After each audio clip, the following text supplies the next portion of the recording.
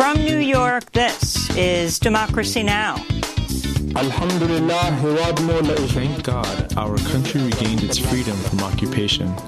All the causes of the wars were destroyed. Our compatriots enjoyed wide security, and for the first time, the ground was prepared for the coming of a strong Islamic government. As the Taliban takes a major step in reestablishing the Islamic Emirate of Afghanistan by announcing its acting government, we'll look at some of the key figures and get an update on protests that continue to grow across the country. Then we'll go to the Gulf Coast in the United States to speak with the 2021 Goldman Environmental Prize winner, also known as the Green Nobel Peace Prize, in the heart of Louisiana's Cancer Alley, home to more than 150 petrochemical facilities. Now she's documenting the aftermath of Hurricane Ida. Good afternoon. My name is Sharon Lavigne. I'm the director and founder of Rise St. James in St. James, Louisiana. And I just would like to report an oil leak at Marathon off Highway 18, West Bank in St. James, Louisiana. As you can see behind me, there's an oil field over here at Marathon. You can see the oil coming off the side of the tank. We'll also speak with investigative reporter Antonia Yuhas, who says the extent of damage from leak spills, flaring, ruptures, and chemicals released after Ida could be among the worst ever recorded. And we'll talk to Nobel Prize-winning economist Joseph Stiglitz about how unemployment benefits for millions of U.S. workers expired on Labor Day, even as many states suffer the worst surge of the pandemic. And we'll talk with him about vaccine equity in the world. All that and more coming up.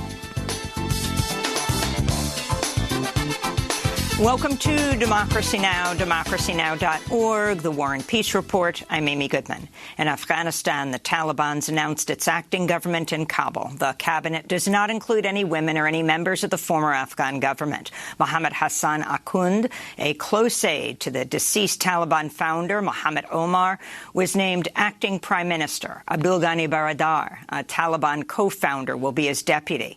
Sirajuddin Haqqani, the interior minister, is on the FBI's most wanted list for a 2008 attack in Kabul that killed 6 people. This comes as protests grow across Afghanistan. Hundreds of men and women rallied in Kabul Tuesday, with demonstrators calling on Pakistan to stop intervening to aid the Taliban.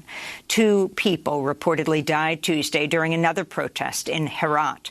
This all comes as aid organizations warn of the looming humanitarian crisis in Afghanistan, with the country's fragile healthcare system potentially facing collapse. We'll have the latest after headlines. The Centers for Disease Control said Tuesday 75%, that's 3/4 of U.S. adults, have received at least 1 dose of a COVID-19 vaccine. The milestone was announced as the U.S. soared past 40 million reported cases of COVID-19 since the start of the pandemic, with the Delta variant continuing to fuel the summer surge. Children currently make up more than 1/4 of new cases nationwide. In Florida, 13 school employees of public schools in Miami-Dade have died from COVID in the last few weeks. The district enacted a mask mandate despite efforts to ban the requirement by Republican Governor Ron DeSantis. All 13 COVID victims were African American. Elsewhere, New Zealand's eased its strict lockdown outside of its largest city, Auckland, after cases started to go down from August highs. Meanwhile, Cuba has become the first country to start rolling out vaccines for children 2 years and older. The 2 domestically produced vaccines, Abdala and Soberana, have not been approved by the World Health Organization, but local trials have shown an efficacy rate of more than 90%. In Brazil, massive crowds rallied in support of far-right President Jair Bolsonaro Tuesday, Brazil's Independence Day. "Only God will take me out of Brasilia," Bolsonaro told his supporters. The right-wing populist has been sowing doubt about the country's voting system ahead of next year's election. Counter-protesters also took to the streets to condemn Bolsonaro's attacks on the environment, education, and his mishandling of the pandemic. We cannot wait for this genocidal government to keep on killing people. Everywhere in the world there are vaccines, and here we've got over 500,000 deaths, almost 600,000. We don't have to wait until 2022 for the elections. We need to kick Bolsonaro out now. In Texas, Republican Governor Greg Abbott signed into law the state's sweeping new voter suppression bill, SB 1, Tuesday. The law bars drive-through and 24-hour voting sites, adds new identification requirements for absentee ballots, bans unsolicited mail-in ballot applications, and gives new authority to partisan poll watchers. Voting rights groups have vowed to keep fighting the law, which already faces at least 5 challenges in state and federal courts.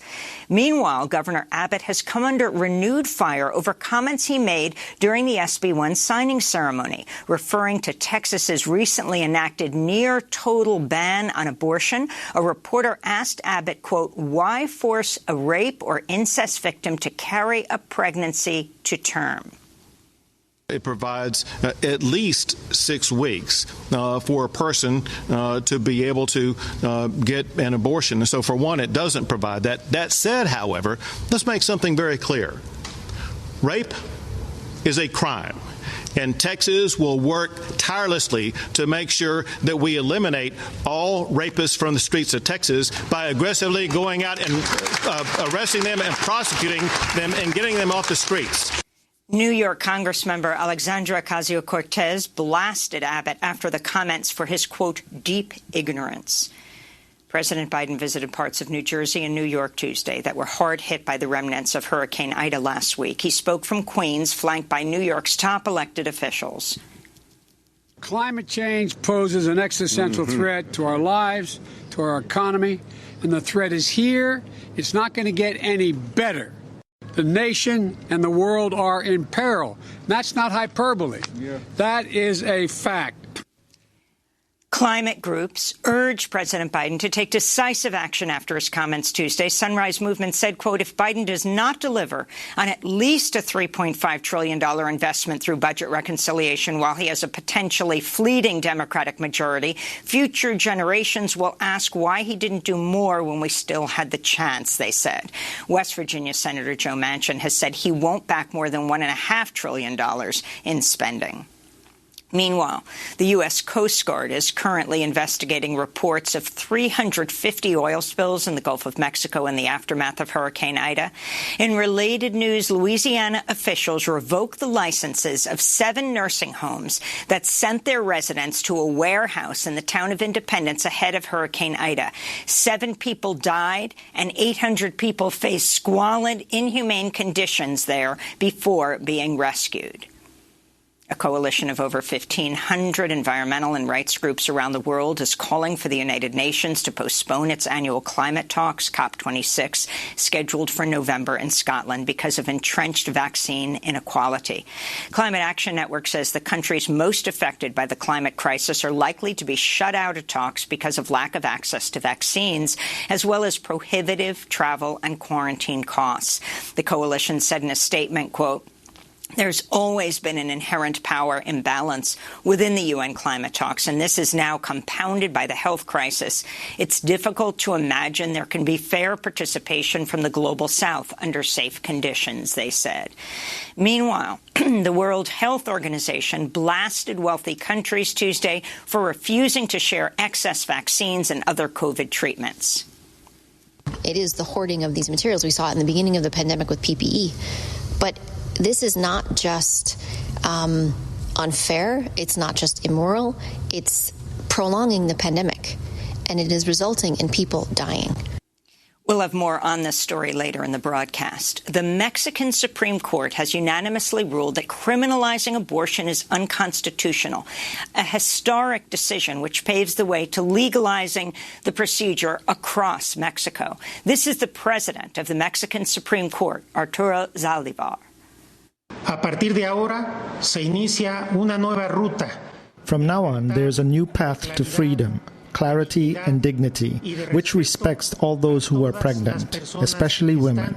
Today is one more step in this historic struggle for equality, for dignity, and for fully exercising their rights. Abortion has been severely restricted and penalized in all but 4 Mexican states. This comes after years of resistance and organizing by reproductive justice advocates in the Catholic country of Mexico. In other news from Mexico, at least one person is dead after a powerful earthquake struck near the coastal town of Acapulco, triggering a tsunami warning for the region. About 1.6 million people lost power. The 7.0 magnitude quake was also felt over 230 miles away in Mexico City. Bitcoin crashed to its lowest value in nearly a month Tuesday as El Salvador officially rolled out cryptocurrency as legal tender. For months, critics have warned the adoption of Bitcoin as an official currency in El Salvador could trigger an economic catastrophe, particularly impacting poorer communities that don't have access to bank accounts, computers, or smartphones. The controversial move, spearheaded by the Salvadoran president, Nayib Bukele, and approved by lawmakers earlier this year, has led to ongoing protests. A warning to our audience, the next story contains descriptions of torture and sexual violence. A harrowing new report by Amnesty International details the brutal violence faced by Syrian refugees who've been returned to the war-torn country. The group documented tortures, rapes, illegal detentions, and other serious human rights violations committed by the Syrian government and intelligence officers against over 60 people, including children. In one testimony, a mother described how Syrian authorities undressed her daughter, handcuffed and hung her on a wall while she was repeatedly beaten and sexually assaulted. And the 5 men accused of plotting the September 11th attacks appeared in a Guantanamo Bay military court Tuesday for the first time in over a year. The resumption of pretrial hearings comes just days ahead of the 20th anniversary of the 9/11 attacks. The case against the 5 men, which includes suspected mastermind Khalid Sheikh Mohammed, has been riddled with procedural problems, including the admissibility of evidence that was obtained by CIA agents under torture. The pretrial hearings, which have been prolonged for at least 9 years, were suspended in February 2020 due to the pandemic. The selection of a military jury will likely not begin until at least 2022. And those are some of the headlines. This is Democracy Now!, democracynow.org, The War and Peace Report. I'm Amy Goodman in New York, joined by Democracy Now! Co-host Juan Gonzalez in New Brunswick, New Jersey. Hi, Juan. Hi, Amy, and welcome to all of our listeners and viewers across the country and around the world.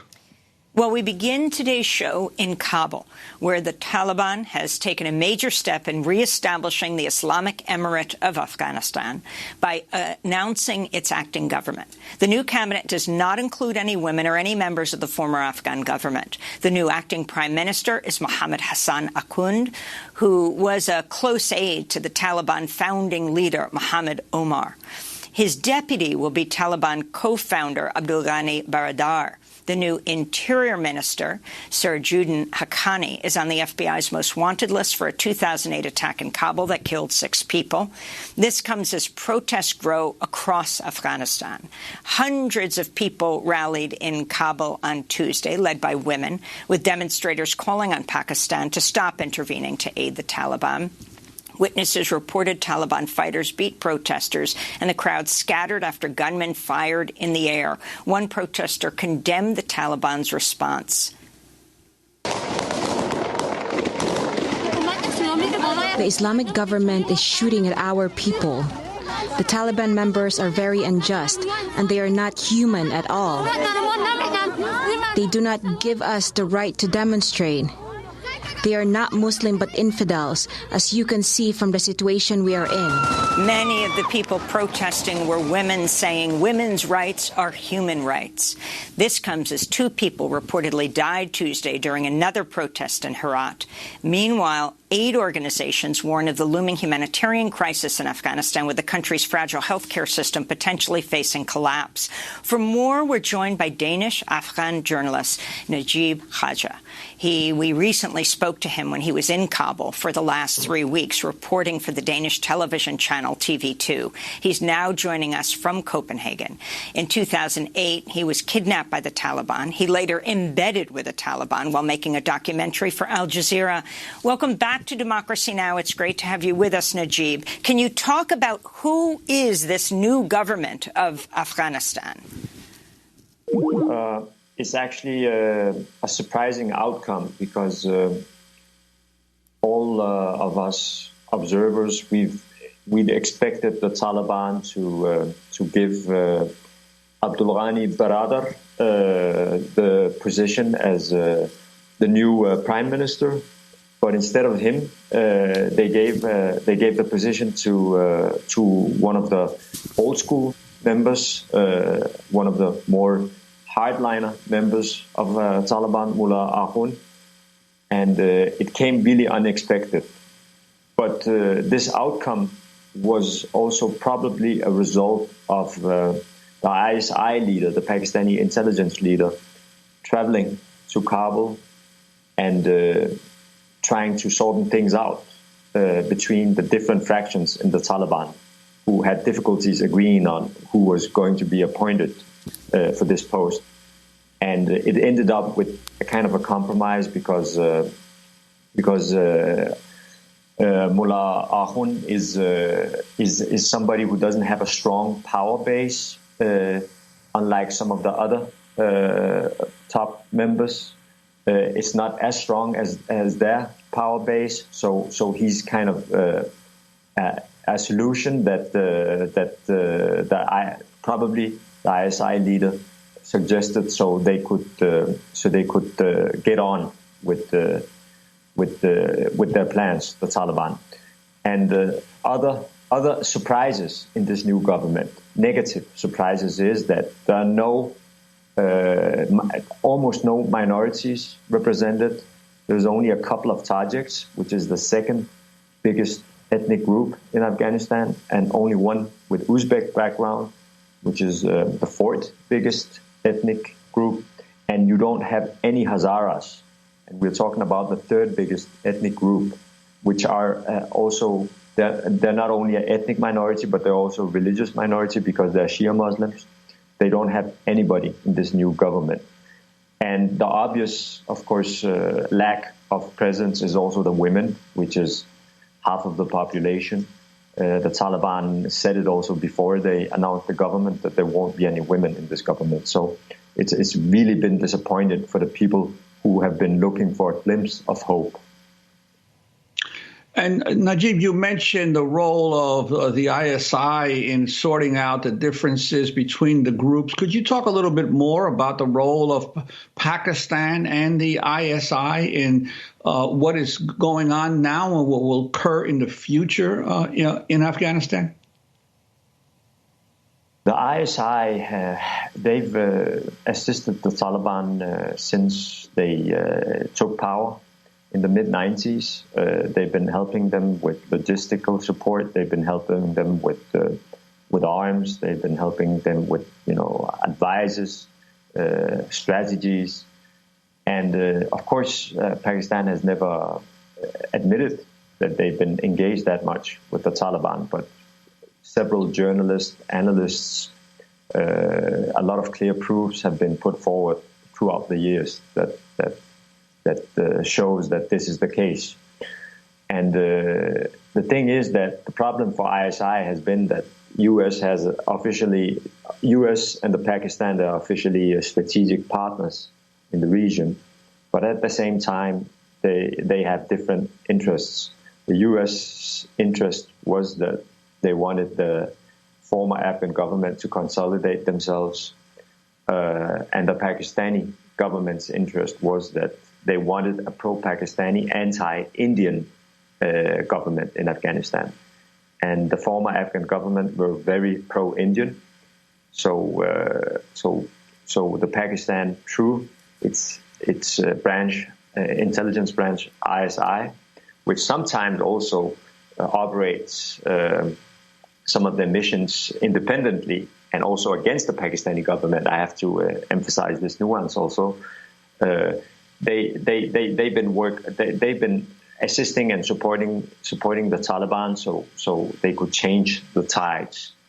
So, and what happened after the Taliban toppled the Afghan government, the sources that I've been talking to, they've been telling they've been telling me and other journalists also about disagreements between the eastern Taliban, the Lower Paktia area. It's amongst other the Haqqanis and the southern Talibs.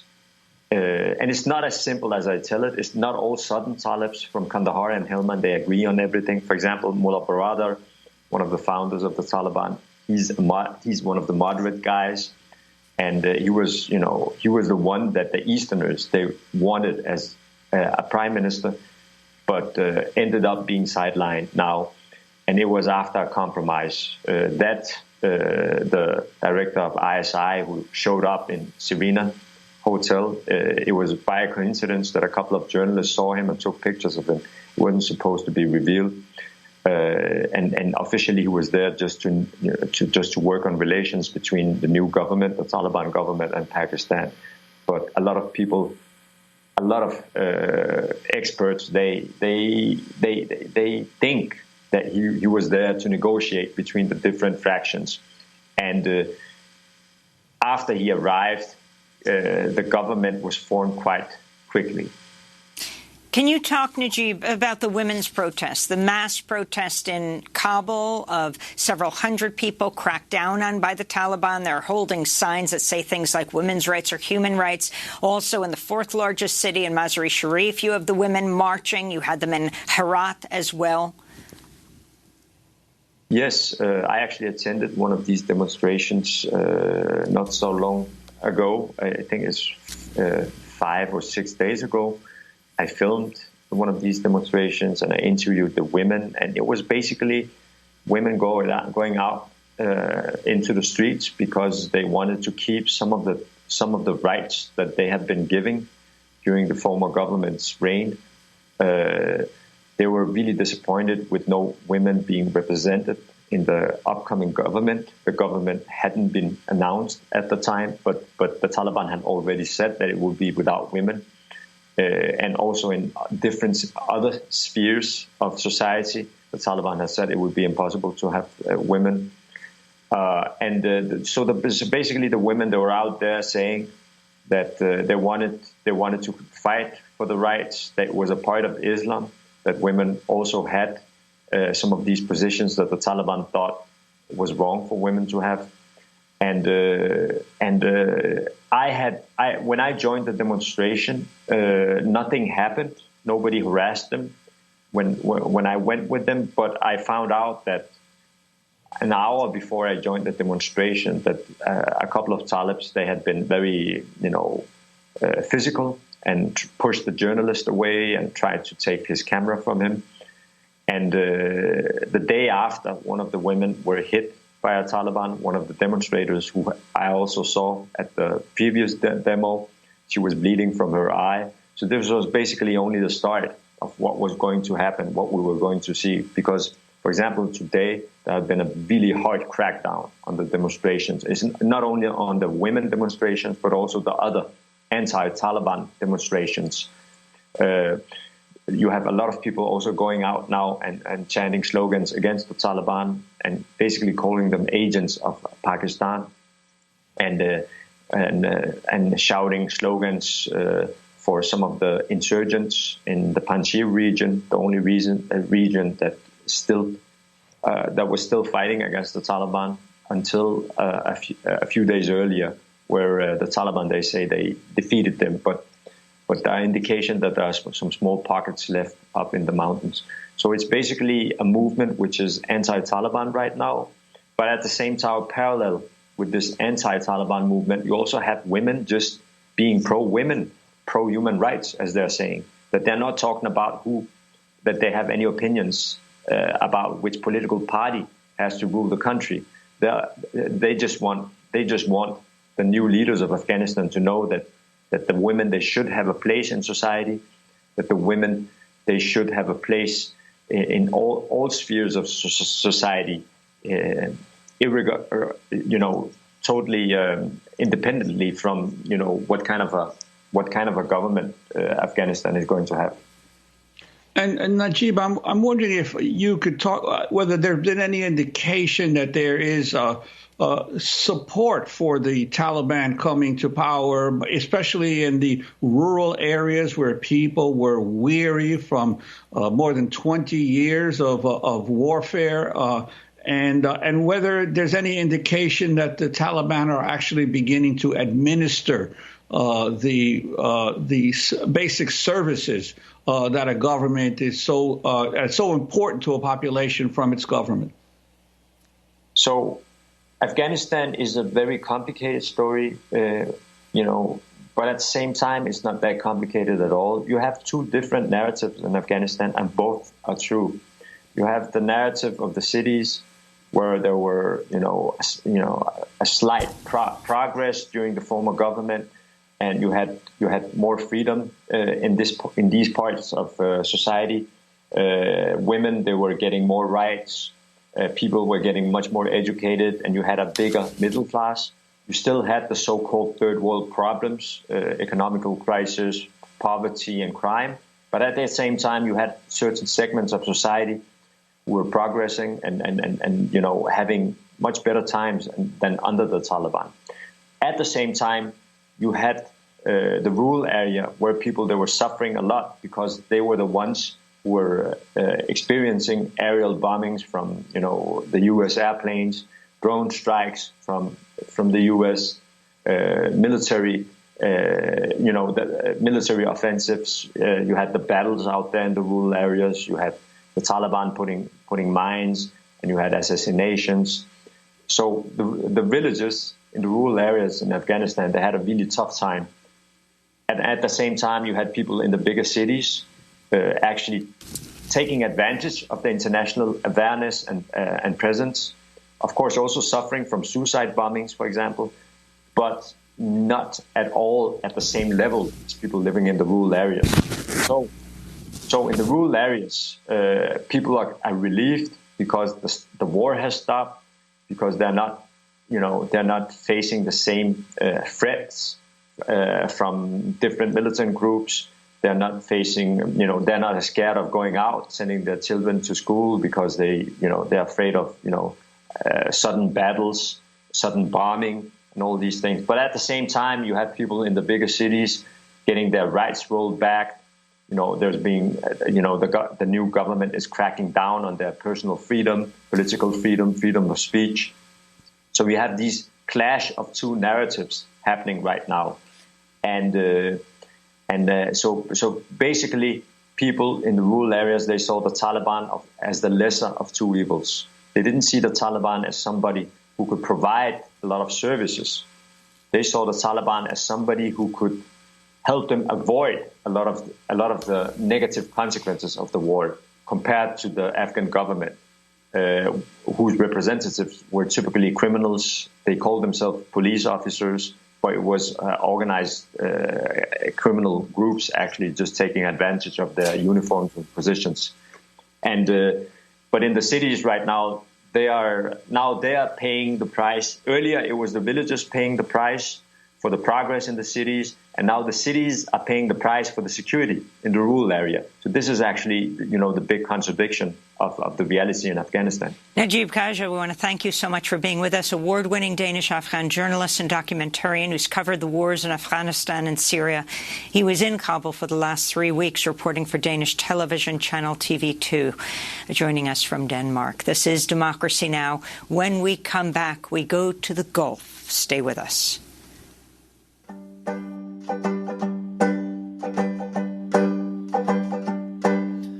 Changing tide, river rise, the water's high.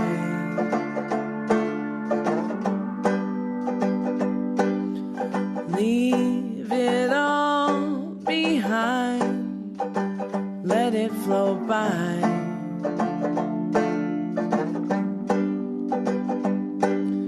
The flood can't wash away these roots that grow for you. Fear won't blind me from the truth I can see through.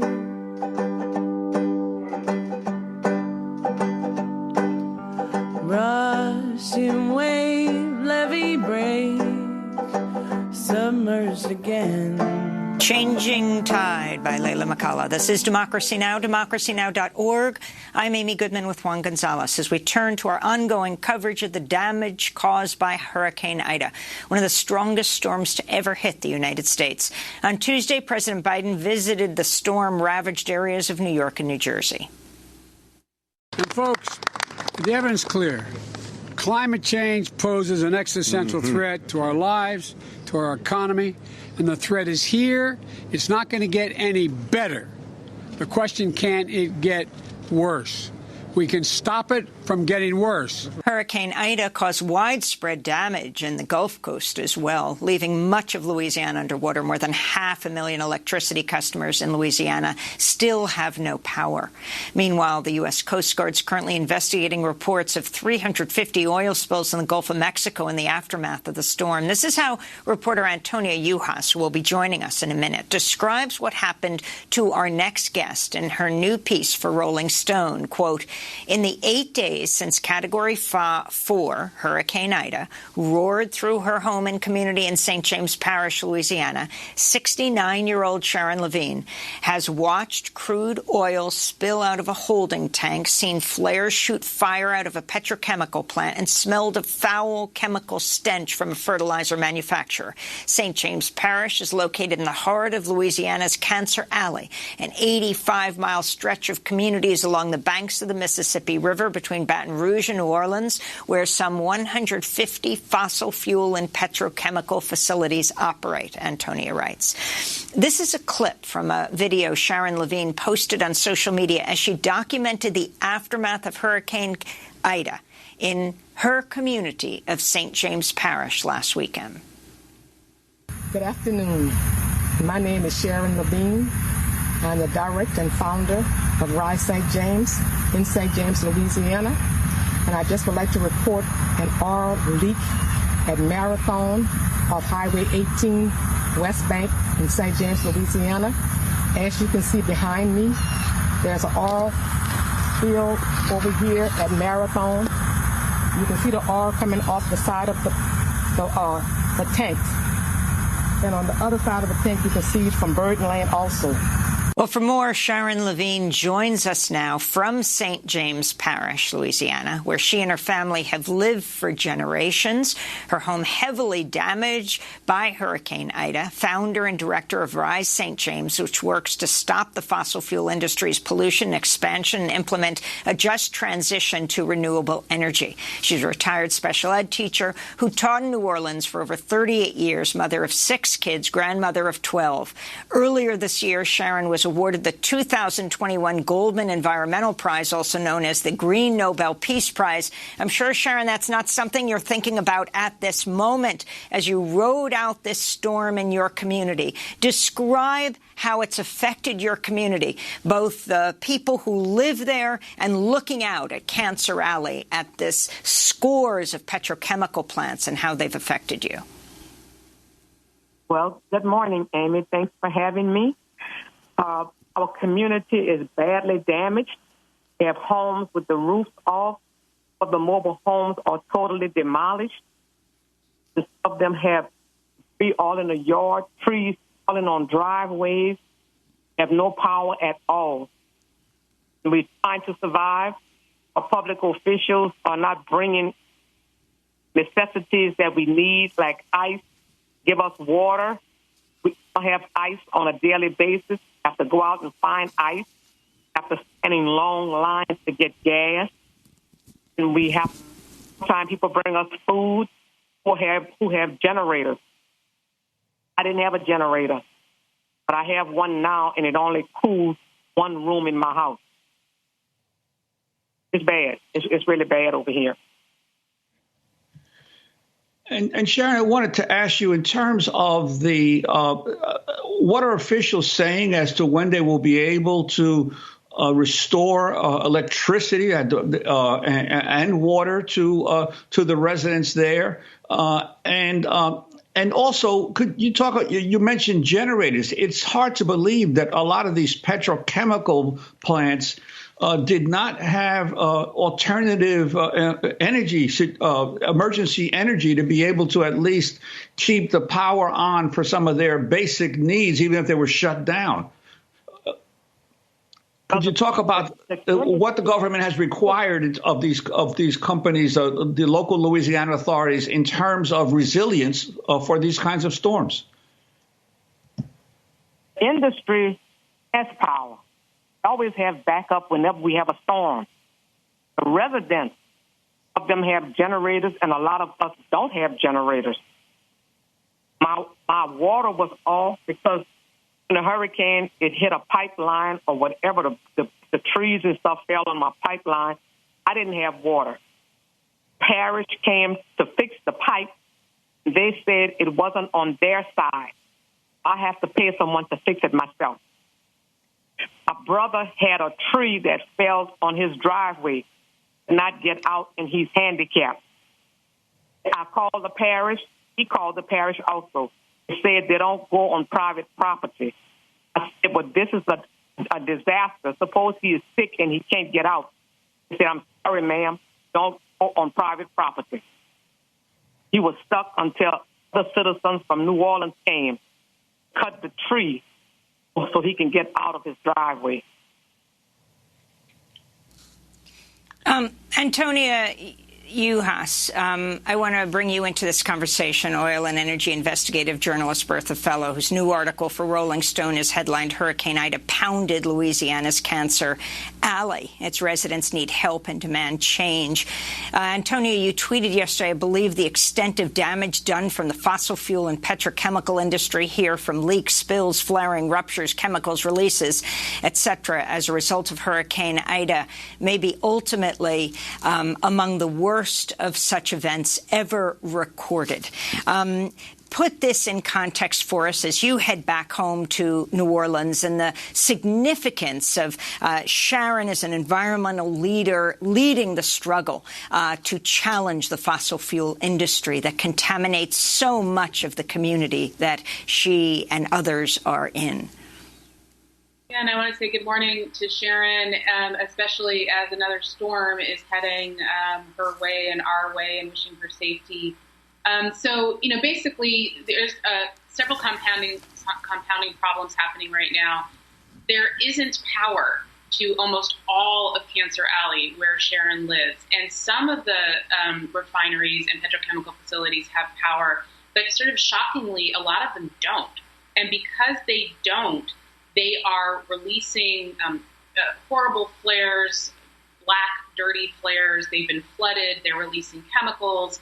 They're spilling. And they're not expected to have power for another 2 weeks. So you have the impacts on the citizens, on Sharon and her community, of not having power, of not having assistance. And then you have this petrochemical and fossil fuel industry that might spend 2 weeks unable to repair itself.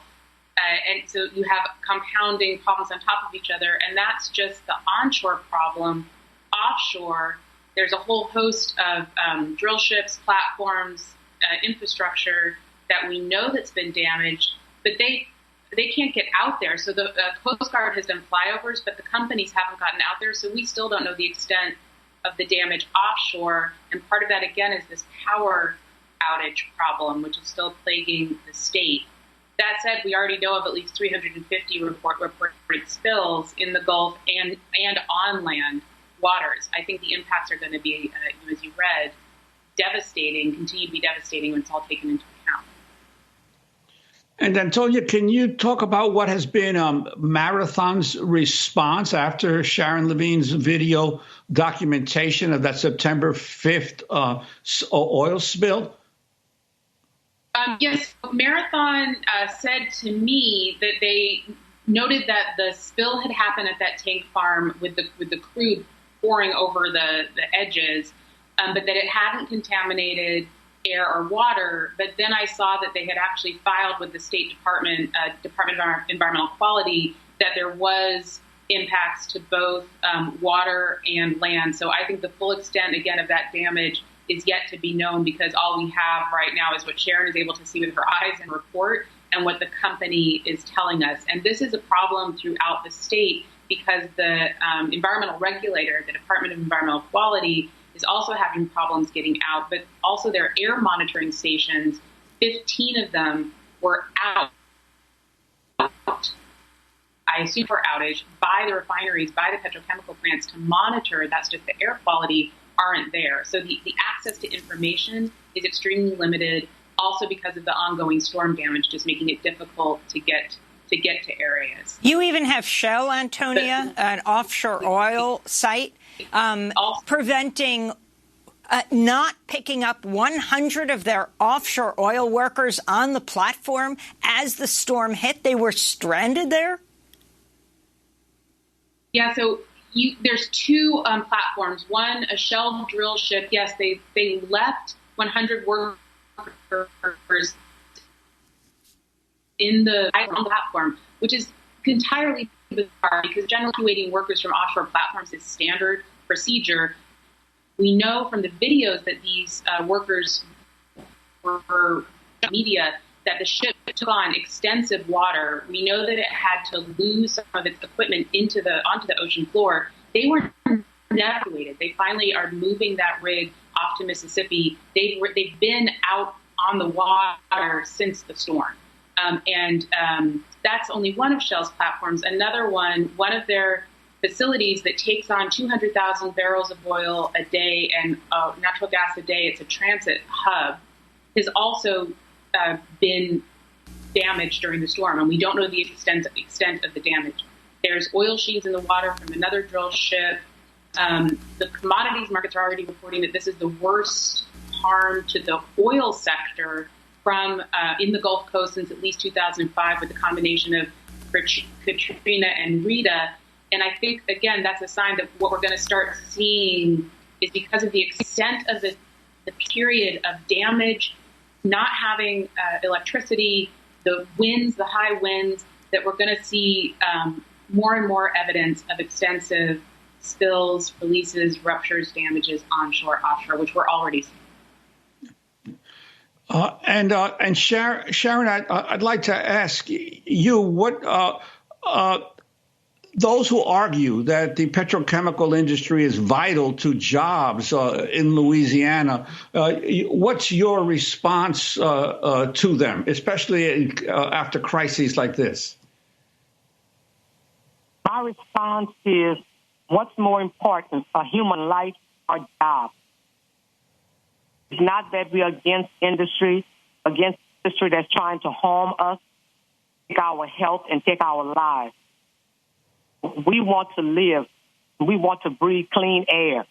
These industries are not allowing us to breathe clean air or drink clean water.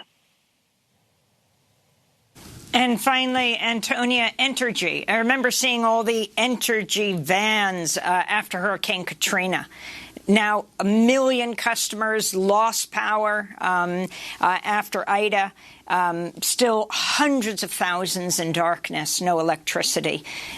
The private company and what should be done about it. Yeah, so only about 50% of Louisiana that lost power has had its power restored. All of the lower-lying areas where Sharon is located, the southeast of the state, are almost still without power and are expected to be for 2 weeks. Basically what folks are talking about here is that the problem with Entergy is that it is a highly centralized, fossil fuel intensive electricity company. Coal, natural gas in particular are its baselines. And that what needs to happen is a decentralized, community-based, renewable energy system where you've got power provided closer to and within control of the consumer, that it can be separated out. So if you lose power up here, you still have power everywhere else. And that power is helping to mitigate the climate crisis, not contribute to it through coal, natural gas. An Alliance for Affordable Energy Analysis compared New Orleans to the nation and Louisiana as a whole and found the city not only has excessively high durations and frequency of power outages, but that they're also unequal. Gentilly, New Orleans East, Lower Ninth Ward, neighborhoods which are majority people of color and low income experience the greatest proportion of outages, demonstrating a clear form of environmental racism. The analysis says New Orleans also has the second highest percentage of household income spent on energy bills in the country. That reading from Antonia's National Geographic article. We want to thank you both for being with us. We'll continue to report on what's happened in the Gulf. Antonia Juhas, oil and energy investigative journalist. Sharon Lavigne, founder and director of Rise St. James in Louisiana, recipient of the 2021 Goldman Environmental Prize, known as the Green Nobel Peace Prize. Sharon, stay safe, and good luck, Antonia, as you head back home to New Orleans. This is Democracy Now! When we come back, the Nobel Prize-winning economist Joe Stiglitz on unemployment benefits ending on Labor Day, on vaccine inequity, and the Federal Reserve Board, why AOC and others are demanding the replacement of Jerome Powell. Stay with us. I need a dollar, dollar, dollar, that's what I need. Hey, hey. Well, I need a dollar, dollar, dollar, that's what I need. Hey, hey. Said I need a dollar, dollar, dollar, that's what I need. And if I share with you my story, would you share your dollar with me? Bad times are coming and I reap what I done sowed. Hey, hey. Well, let me tell you something, all that glitters ain't gold. Hey, hey. It's been a long old troublesome road, and I'm looking for somebody come and help me carry this load. I need a dollar, dollar, dollar, that's what I need. A Dollar by Aloe Black. Here on Democracy Now!, I'm Amy Goodman with Juan Gonzalez. Unemployment benefits for millions of U.S. workers expired on Labor Day after President Biden declined to press the Democratic-led Congress to extend assistance, even as many states suffered their worst surge of the pandemic. An estimated 9.3 million jobless workers lost benefits, along with 26 million members of their households who relied on the income. The cutoff of aid came after the Labor Department reported the U.S. economy added just 235,000 jobs in August, a significant slowdown due largely to the spread of the Delta coronavirus variant. The unemployment rate for African Americans rose 0.6 percentage point in August to 8.8%. For more, we're joined by Joseph Stiglitz, Nobel Prize-winning economist, Columbia University professor, former chair of the Council of Economic Advisors. We want to discuss a number of issues, from vaccine equity to the Federal Reserve Board. But first, let's begin with these unemployment benefits ending. Joe Stiglitz, the significance of this. Well, this is extraordinarily disturbing. You know, we should have passed a law that said so long as the unemployment rate remained elevated, in particular places, it's very, very serious. And we should have continued those unemployment benefits. The numbers, 3/4 of those on unemployment are going to see their benefits cut, or most of those eliminated.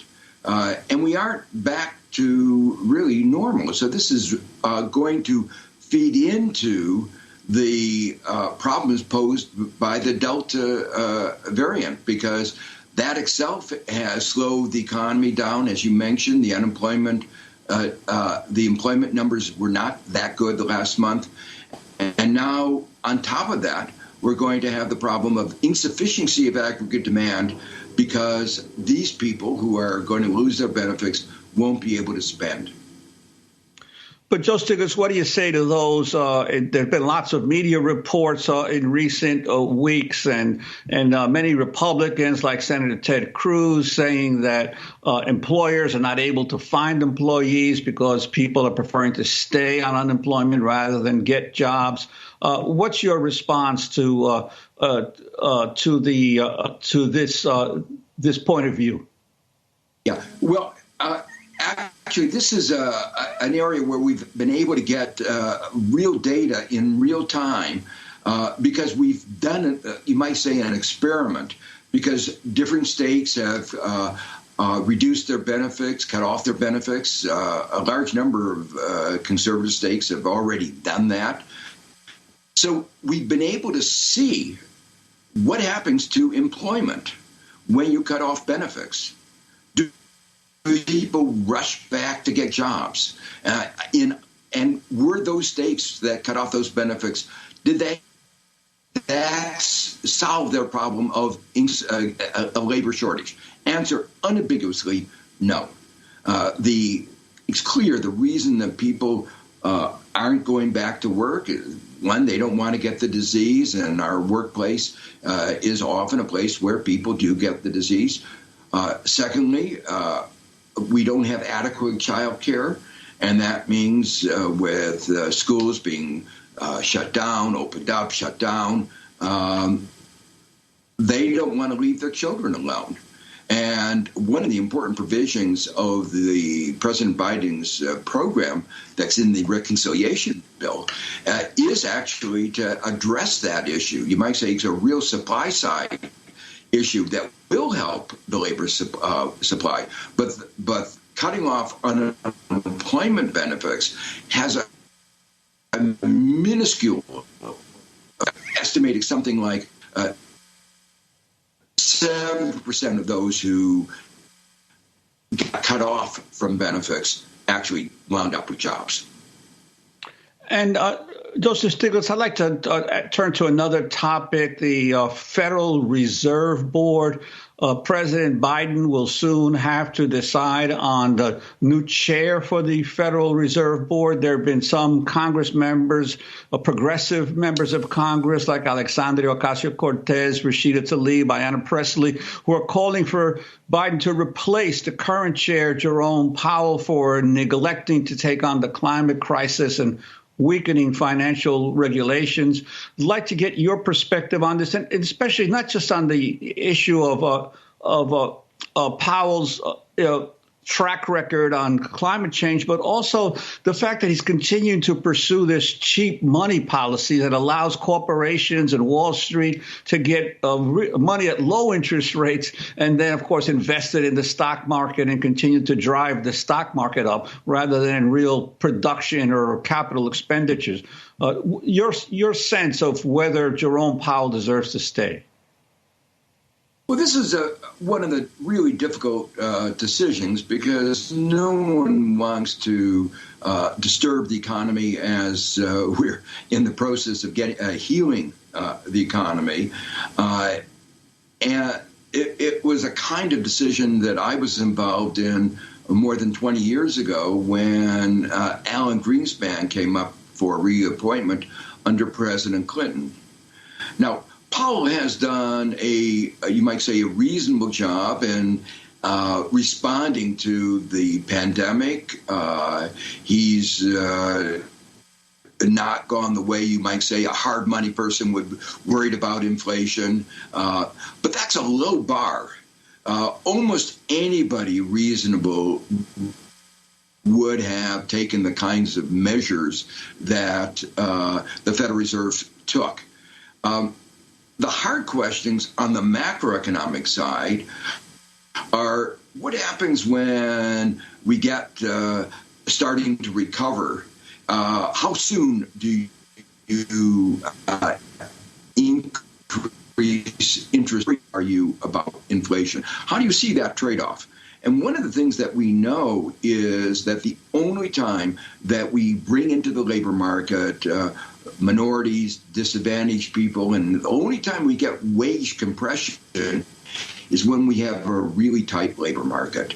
And to me, it's worth risking a little inflation in order to address some of the grave inequalities in our society. And I wonder whether he will be the right person in that critical moment. Moreover, one of the critical issues going forward is, are we going to have another financial crisis like we had back in 2008? Memories are short, and a lot of people think that's ancient history, but it's not.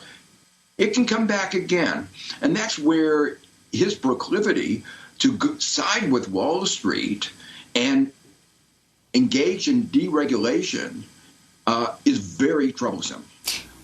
The Dodd-Frank bill did not adequately deal with the re-regulating the financial system, and since then, the